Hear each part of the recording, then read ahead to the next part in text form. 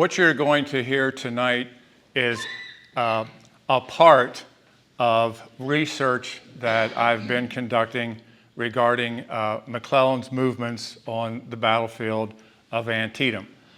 Next month in the Antietam Institute Journal, there will be a formal essay, also entitled Little Mac at the Front, which will cover his movements on September 15, 16, 17, and 18, 19, and 20 in Shepherdstown.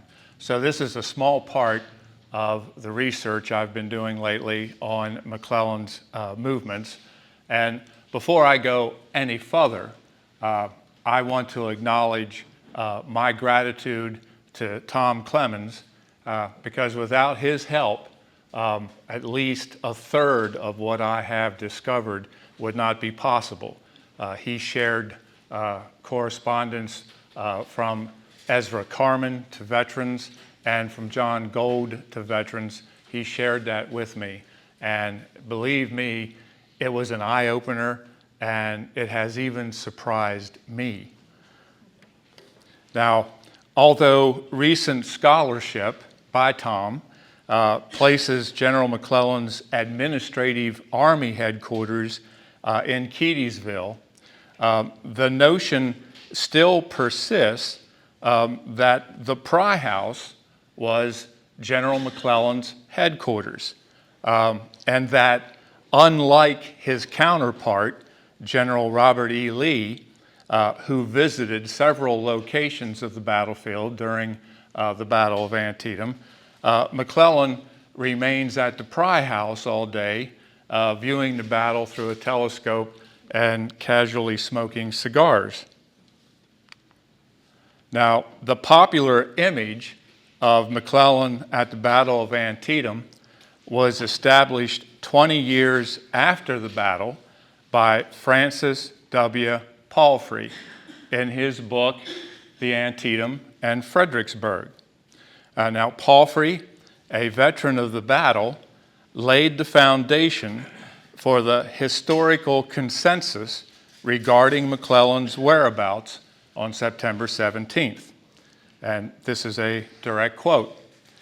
"He passed the whole day till toward the middle of the afternoon, when all the fighting was over, on the high ground near Pry's house, where he had some glasses strapped to the fence so that he could look in different directions." Now, Palfrey did not actually observe events at the Pry House. Lieutenant Colonel Palfrey was a member of the 20th Massachusetts Infantry of Sumner's 2nd Corps, and as a part of Sedgwick's division, he sustained severe wounds in the West Woods Massacre, as it's known. These injuries effectively ended Palfrey's military service. Now, Palfrey was with Dana's brigade, which is shown in the middle of Sedgwick's division, there in the West Woods area. This situation map comes to us from Ted Ballard's Antietam staff ride. And this shows the situation on the field around 9:30 in the morning when Sedgwick's division is being hit on the flank by Walker and McLaws. And depending upon who you read, within 20 minutes, 2,000 Union soldiers fall in the West Woods.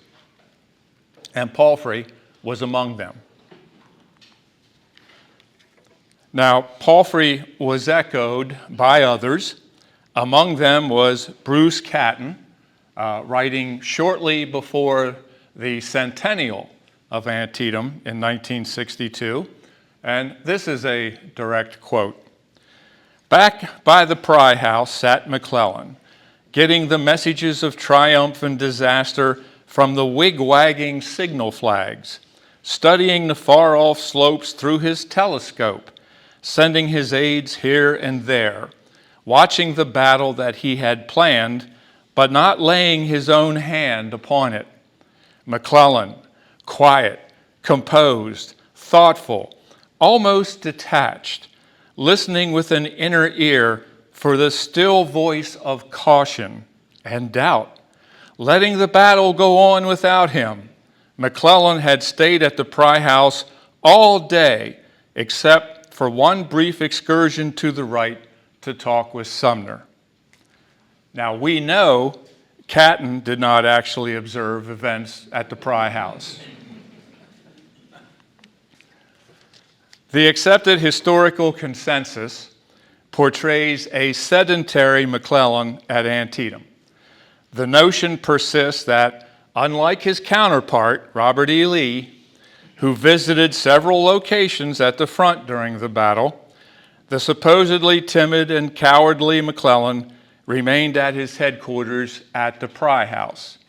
Now, the illustration is from a newspaper political cartoon about the peninsula, but you get the general idea. There he is, looking through his binoculars safely at the Pry House. Sometime in the morning, Lieutenant Colonel David H. Strother, on McClellan's staff, arrived at the Pry House and found McClellan surrounded by a number of subordinates planning and receiving orders. He then noted the crowd of officers with McClellan hurried to a bluff just behind the house, whence they had a splendid view of Hooker's advance driving the enemy before them. If the group on the bluff behind the Pry House were watching Hooker assault the Confederates, it would have been sometime around 7 a.m. before Confederate General John B. Hood's famous counterattack. Now, this is supposed to be a Pry House sketch, and I found this on the Library of Congress website.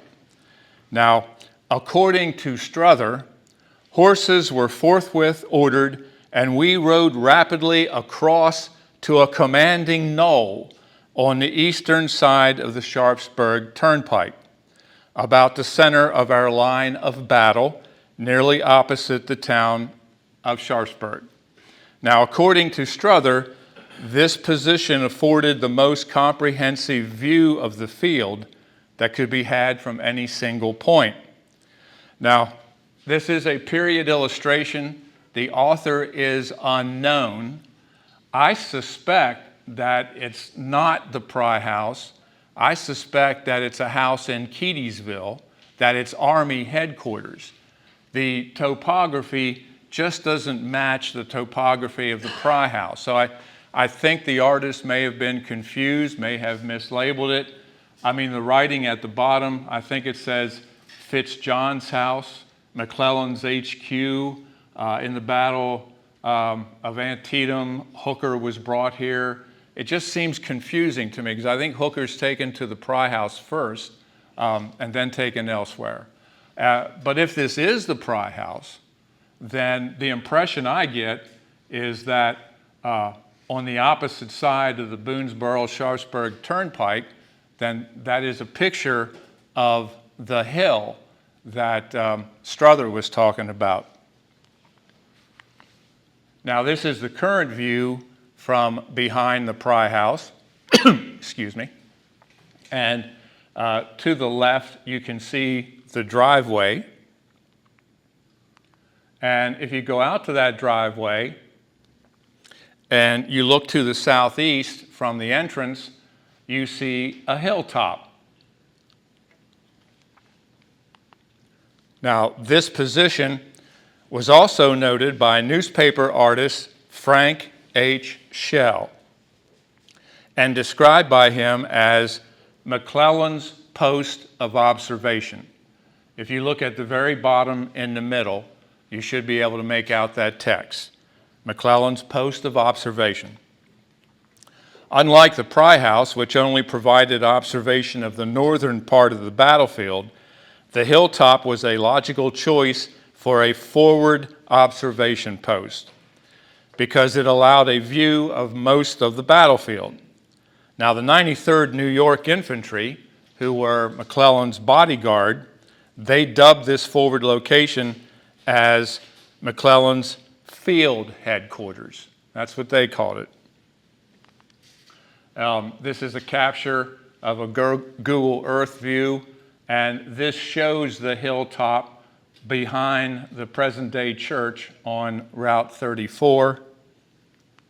And this is a picture I took from the driveway to the house that now sits on that hilltop. And some of us have been up to that hilltop either as a battlefield ambassador or as an Antietam tour guide, and we know from that hilltop you can see the battlefield. You have line of sight to the Visitor Center, the New York Monument. All right, so it does lend itself to observation of the battlefield. So what we have emerging is a picture of McClellan at Antietam, not at the Pry House.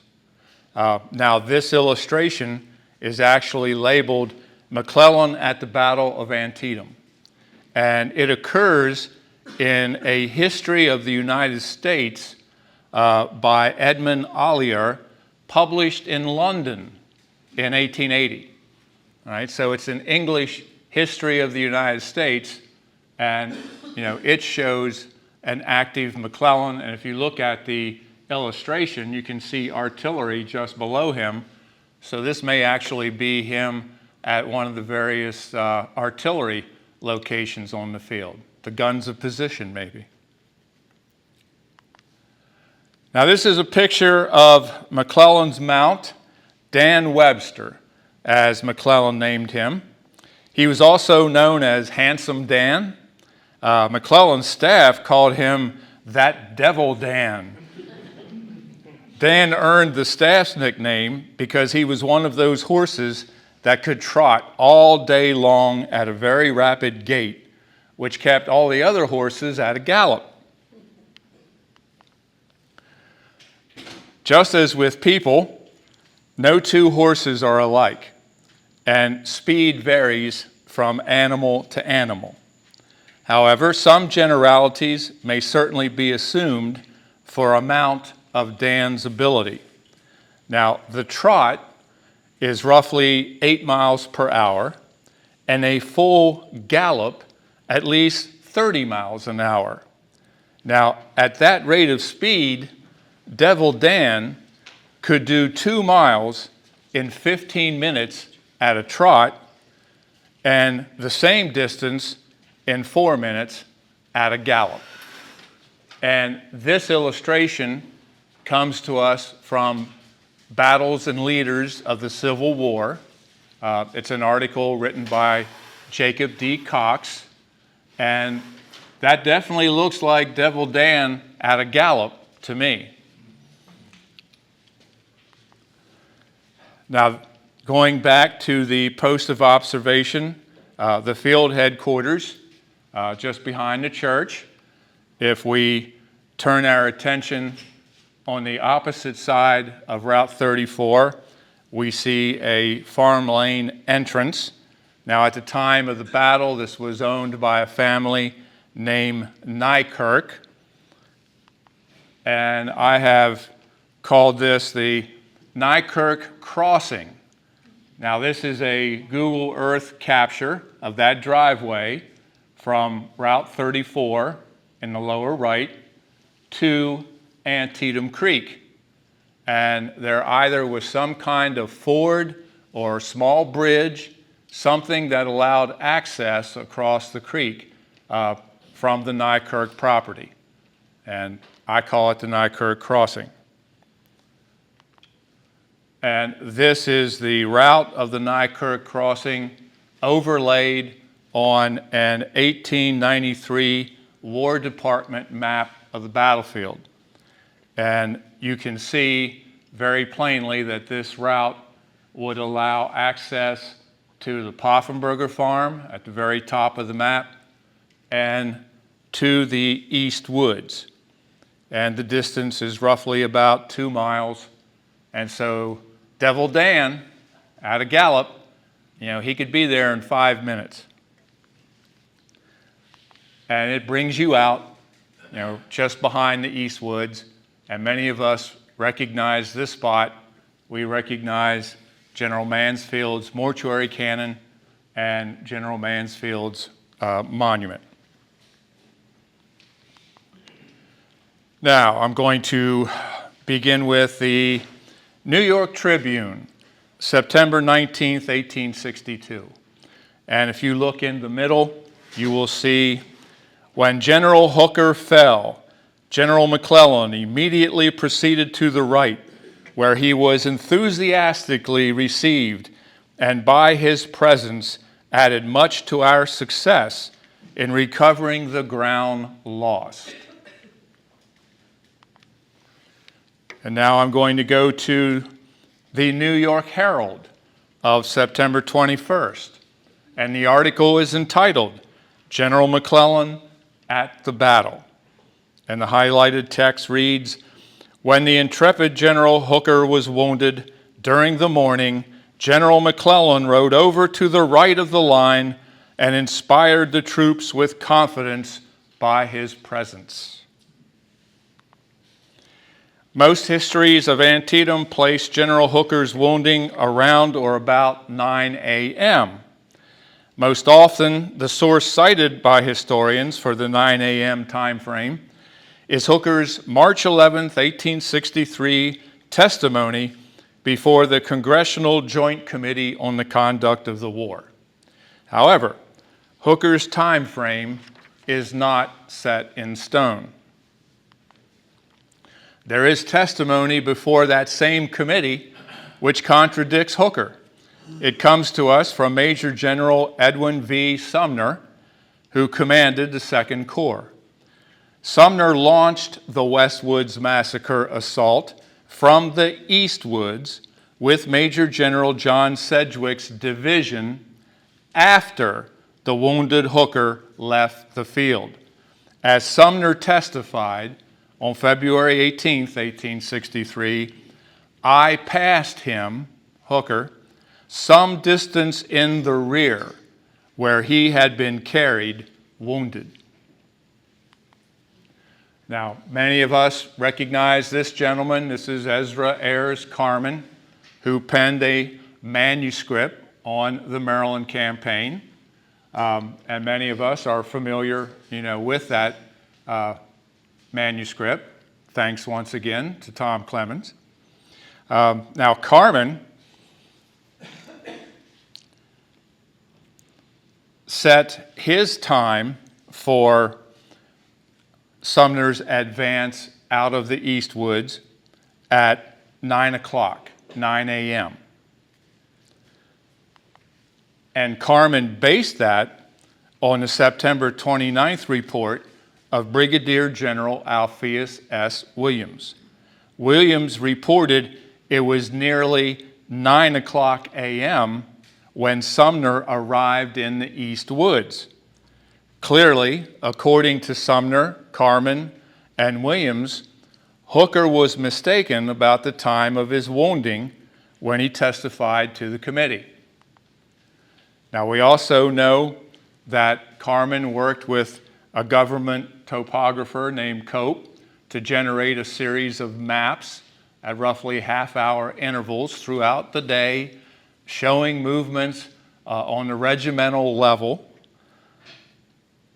And this is a detail of the Carman-Cope map number 7. Now, the time frame that Carman gives is 8:30 to 8:40. And we can see Sumner approaching the East Woods. And we can see the East Woods circled. And in Sumner's words, all right, he meets Hooker some distance in the rear. So Sumner meets Hooker and then arrives in the East Woods around 9. Now, we know Carman on the left, the gentleman on the right is John M. Gold. And we know that Carman corresponded with veterans of the battle and eventually amassed over 2,000 letters. Well, Mr. Gold also corresponded with veterans of the battle, and he amassed about 1,000 letters. Now, Gold was primarily interested in the death of General Mansfield, but Carman also had access to Gold's letter. So, we have close to 3,000 pieces of correspondence by these two gentlemen. Now, this is a detail of Carman Cope, map number 7. I'm going to keep coming back to map number 7 for a while. And remember, the time frame is 8:30 to 8:40 a.m. And we got the North Woods to the north and the cornfield to the south. And this detail shows us the position of the 124th Pennsylvania Infantry. Now, the Carman map shows the 124th at the northwest corner of the cornfield, with an arrow indicating that they are about to move into the cornfield. This is the regimental history of the 124th Pennsylvania, written by Robert M. Greene, who served as a private in Company H of the regiment. Now, Greene wrote that most of the unit, 7 companies, advanced through the cornfield, and added, it was about this time that General McClellan came to that part of the battlefield. And back to map 7, and it details Gibbon's brigade in the North Woods.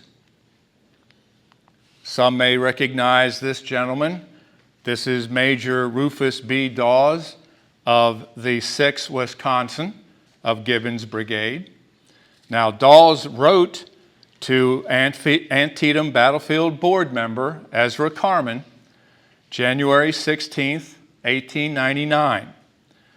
Dawes related the movements of the regiment sometime between 8:30 and 8:40, sometime after heavy fighting in the vicinity of the cornfield and Dunkard Church. Now, this is a typescript copy of Dawes' letter, and those of us who do research, we know that we often come across typescript copies of letters, diaries, correspondence. It's not unusual. It's always nice when you can find it in the original handwriting. Most of the time, sometimes the original handwriting looks like a drunken chicken stepped in some ink and walked across the page. All right, but this is a typescript copy of Dawes' letter. And highlighted, you will see, our next movement to the rear was to the point where the artillery was in position near Poffenberger's barn. We took our position in the line of battle which was supporting the artillery.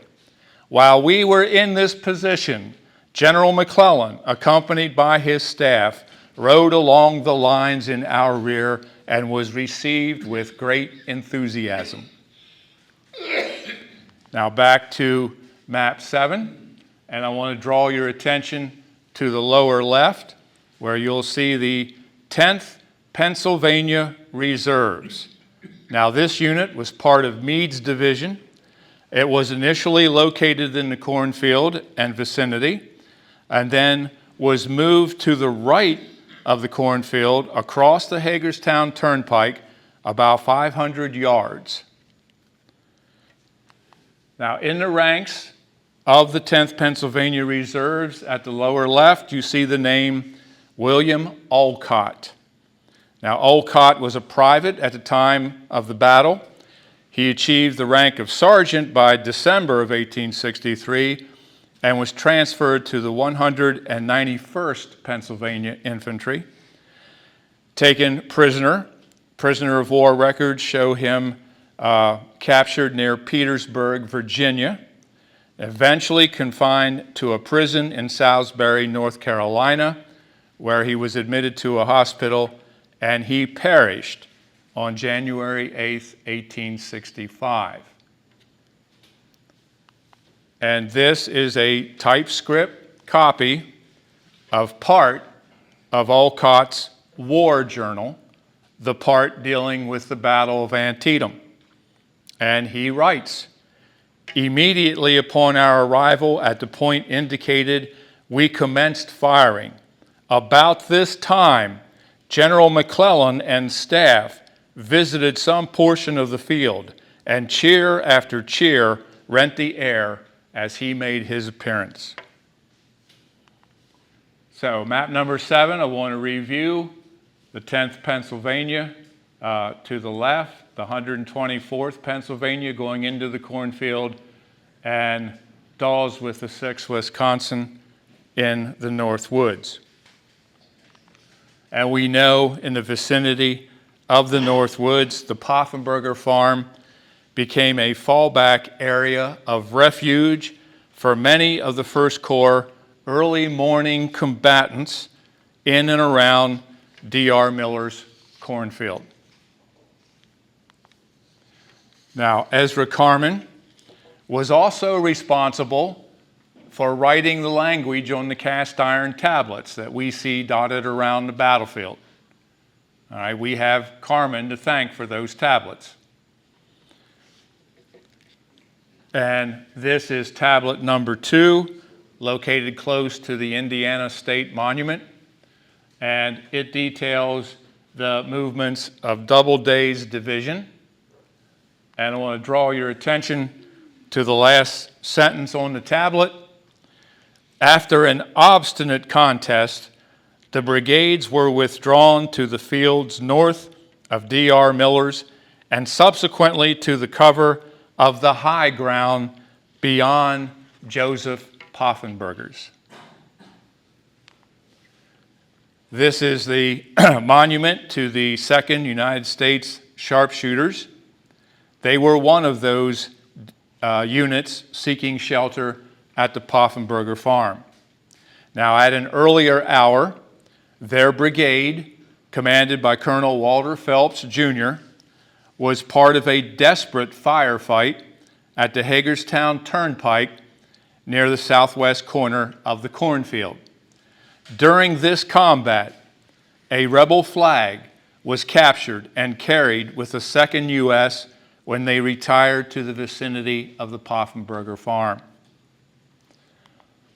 And this is a typescript letter, a copy of a letter written by David P. Craig of the 2nd Sharpshooters to John M. Gold. And it's dated January 15th, 1893. And you can see highlighted, one of the flags was captured by a Company A man who was complimented by General McClellan riding by as the sharpshooters were coming out of the fight. So we have primary source documentation for a morning visit to the northern part of the battlefield sometime around 8:30, 8:40, shortly after Hooker was wounded. And some may recognize this painting. It's called McClellan at Antietam. Now this is Charles Carlton Coffin, and he was a newspaper correspondent with the Boston Journal. And he was on the battlefield the day of the battle. And Coffin provides a primary account that represents a separate late morning visit to the cornfield area by McClellan. Coffin witnessed Sedgwick's disastrous repulse in the Westwoods Massacre and afterwards observed McClellan's arrival in the East Woods. And this is one of the books written by Coffin. And in that book he writes, "A little before noon, McClellan and staff crossed the Antietam and rode up to the woods from which Sedgwick had advanced." Now the reference is unmistakably clear. The only woods from which Sedgwick advanced was the well-known Antietam landmark, the East Woods. According to Coffin, he looked over the field towards the Dunkard Church, examined with his glass the Confederate position a few moments, rode along the lines a short distance, and returned to his headquarters. Now this is Carmen Cope, map number 10, and the time is given as noon to 12:15 p.m. And we're going to look at two other units. We're going to look at Battery E of the Pennsylvania Light Artillery, commanded by Joseph M. Knapp. And this detail will show the position of Knapp's battery in the area near the southeast corner of the cornfield and the East Woods. You should be able to see it there dead center, and they're getting ready to move out of the East Woods. And many of us will recognize this photograph. This is a Alexander Gardner photograph of Knapp's battery. And one of the men shown in there is Corporal James P. Stewart. Now, after the war, James P. Stewart corresponded with Ezra Carman about the battery's action at Antietam. And Stewart added an interesting anecdote. And once again, a typescript copy of an undated letter, Stewart to Carman. General McClellan and staff rode through our battery a while before the rebels charged, and while we were in the cornfield, he was going toward Hagerstown. Stewart remembered that the battery came off the field about 12 M. Now, in the syntax used at the time, M normally stood for meridian or noon. Back to map 10, and we see the 1st Corps Artillery at the Poffenberger Farm. Now, in addition to 1st Corps Infantry, this area was also occupied by numerous 1st Corps artillery batteries. Most of the artillery belonged to Doubleday's division, and they were greatly diminished by the morning's combat. However, by noon, on the knoll of high ground around the Poffenberger Farm, 30 guns were placed in position. In some circles, this artillery has come to be known as Doubleday's Super Battery. This is Lieutenant George Breck. He served with Reynolds Battery L, 1st New York Light Artillery. He was among the guns of the Super Battery. The next day, September 18th, Breck penned a letter which corroborates both Coffin and Stewart. A typescript copy of a letter, Breck to a newspaper, the Rochester Union and Advertiser. Breck wrote to them often. Now, he wrote on September 18th. The letter was published on September 26th. And you see highlighted, McClellan has the hearts of the whole army, every one of them. What a cheering there was yesterday noon as he rode along the lines of the different brigades and divisions. The soldiers were perfectly wild with ecstatic delight.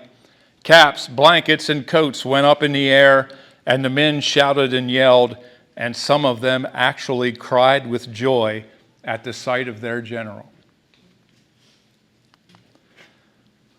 Coffin, a little before noon. Stewart, about 12 meridian, about noon. And Breck, yesterday noon. Seldom does one get such agreement among multiple primary sources. So we have documentation for a second ride to the north. And some may recognize this picture. This is a detail of a painting by James Hope titled A Fateful Turn. And to the right, we can see a body of horsemen with that Devil Dan in the lead, getting ready to pass by the burning Moomaw farm. Now, there is the well-documented third visit to the northern part of the battlefield by McClellan. This mid-afternoon visit is the trip begrudgingly acknowledged by Palfrey, Catton, and others. The occasion was a dispute between Generals Edwin V. Sumner and William B. Franklin. Most sources agree that it was about 2 p.m. or mid-afternoon when McClellan came to the East Woods Poffenberger farm area to settle the dispute. And this is a detail of one of Carman's maps, showing the battlefield condition around mid-afternoon. Once again, North Woods to the north, cornfield to the south. Now, I'm going back to the New York Herald, September 21st, 1862, when he, McClellan, rode off to the right, attended by members of his staff and a cavalry escort. The enemy opened a battery in full range of the general and his party. Several of the shells struck among them. The horses pranced and dashed about, and a lively scene ensued. 2 horses among his bodyguard were killed, and some of the infantry soldiers in line nearby were wounded by the explosion of the shells. But fortunately, neither the general nor any of the gentlemen on his staff were injured. Now, this is a detail of map 11.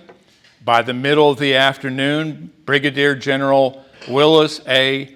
Gorman's brigade of Sumner's 2nd Corps was deployed in the Poffenberger farm lane.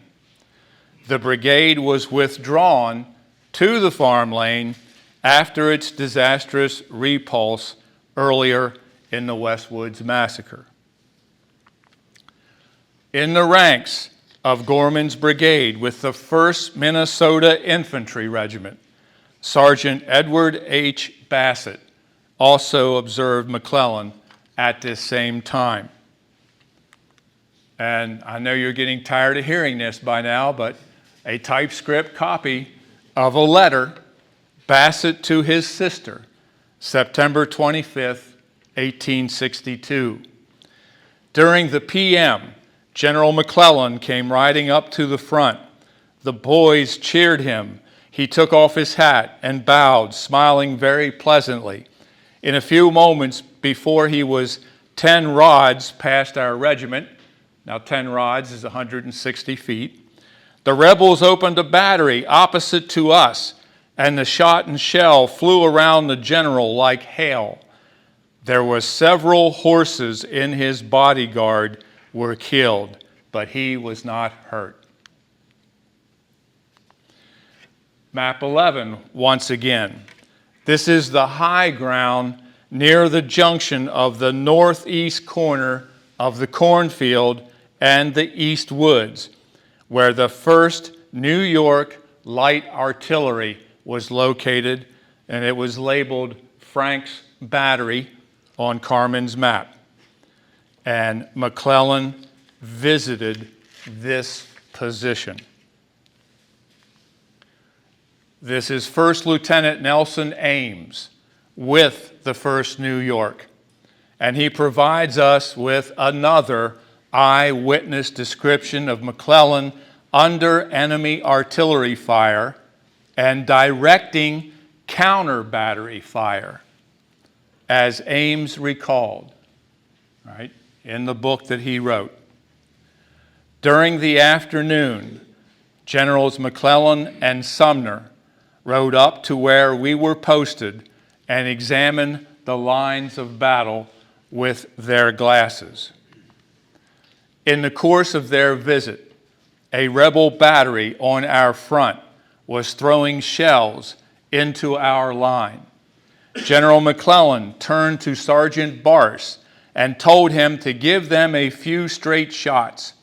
So successful was his effort that the fourth shot dismounted one of their guns, and we were not troubled again by them while in this position. Now, to dismount an enemy gun means, you knock it off its wheels. You knock it off, where it's setting. You disable that gun.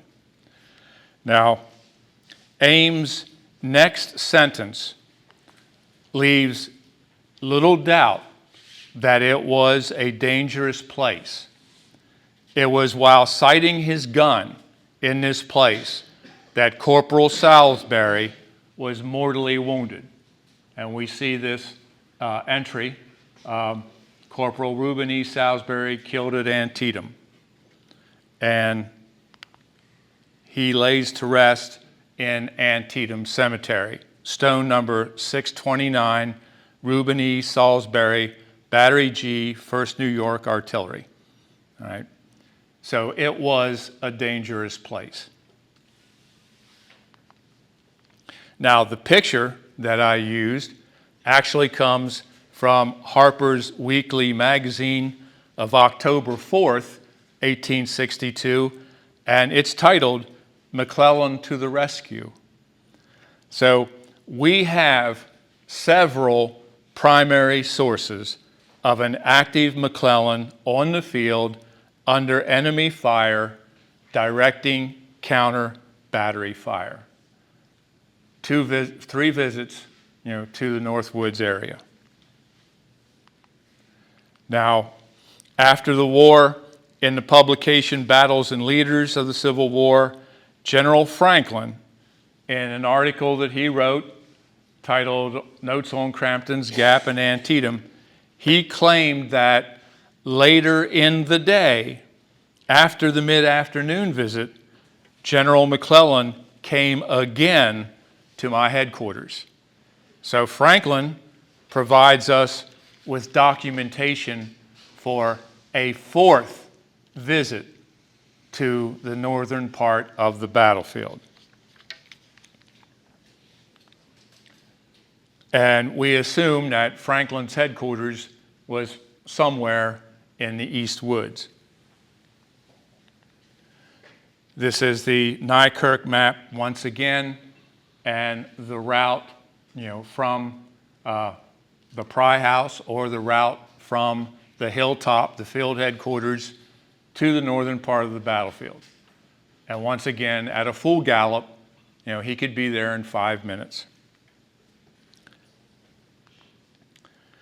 Now, perhaps the most remarkable and definitely the most controversial discovery of my research is a visit to the southern part of the battlefield.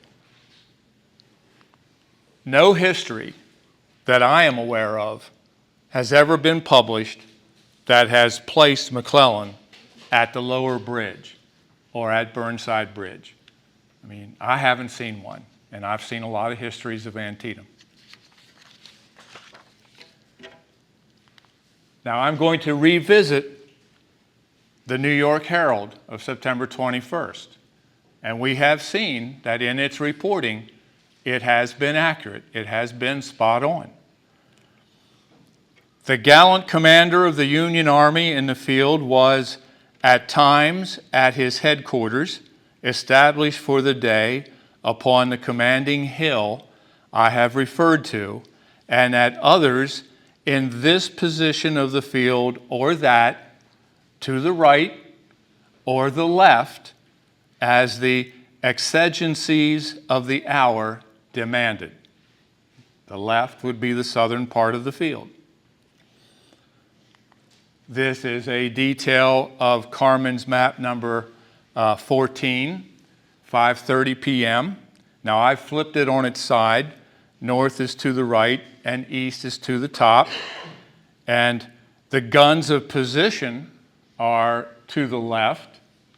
And there is a primary source that places McClellan between the batteries of Taft and Weed. Now, Burnside Bridge is also to the left. And we have a primary source placing McClellan in the vicinity of Burnside Bridge. And it comes to us from the 23rd Ohio Volunteer Infantry. This is a detail of Carmen's map number 11, and it's about 1 o'clock, about the time of the third assault on the lower bridge, about the time that assault's coming to an end. And it shows the movement of the 23rd Ohio onto the field. Now, the 23rd is brigaded with the 12th and the 30th. It's Ewing's brigade. And the circle represents their staging area after the assault on the bridge and before the final attack. And we recognize President McKinley's monument. Well, monuments are usually placed in places, because something relevant happened there. Well, it was placed in the staging area of the 23rd Ohio. As we all know, McKinley shows up after the assaults on the bridge with a wagon full of cooked meats and coffee.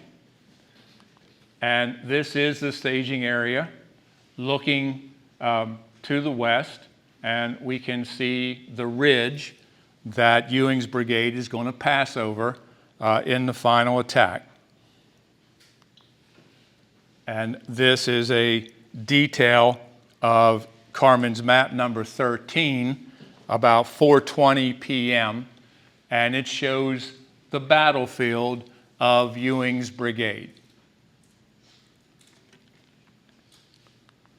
This is a period photo of the 23rd Ohio Regimental Band. And if you were a band member during combat, when you're not playing music, you're acting as a medic.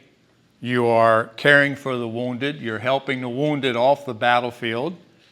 And later, after the battle, you are burying the dead. And in the roster of the 23rd Ohio in the regimental band, we see the entry for Private Alexander White. And here it is, a typescript copy of a letter. White to his brother, September 26, 1862. You may think that I am crazy, but I have seen something since I came here that convinces me that McClellan is doing all that he can for his and our country. He is a very plain man and speaks to any person. The day of the last fight, I was helping a wounded man off the field, and he rode up to me and asked if he was badly wounded and if he could ride. He jumped off his horse and helped me to put the man on, but he could not ride. Burnside also offered his services at the same time, but I thanked him and said he could not ride. A primary source, a letter from a soldier to a brother, placing McClellan with Burnside in the area of Burnside Bridge towards the end of the day. Now, it would have been very easy for McClellan to reach the lower bridge area from the guns of position. You wouldn't even need Devil Dan. You could do it in 1 or 2 minutes, just down the hill, and there you are. And the staging area, was probably the most logical site, to meet a soldier carrying a wounded soldier from the battlefield. It would be behind the safety of the ridge, and that's where you would expect the wounded to be gathered. The popular historical consensus, which is nothing more than an agreed-upon opinion, of the sedentary McClellan spending the day at the Pry House, leisurely smoking cigars, observing the battle through a telescope, is not supported by the historical record. Numerous primary sources support the historical fact that Little Mac went to several places at the front several times during the Battle of Antietam. East Woods, North Woods, Poffenberger Farm, guns of position, and yes, even Burnside Bridge. McClellan came under enemy artillery fire several times. He directed counter-battery fire more than once, directed the movements of his troops, encouraged his soldiers, consulted corps commanders and subordinates, and made real-time decisions while on the battlefield. And without getting into a tit-for-tat argument, which I really don't have time for tonight, we may also lay to rest another long-held fallacy of the accepted historical consensus. General George B. McClellan was on the battlefield of Antietam just as much as Robert E. Lee, if not more so. And that, as the saying goes, is another matter. Another story, okay? Thank you.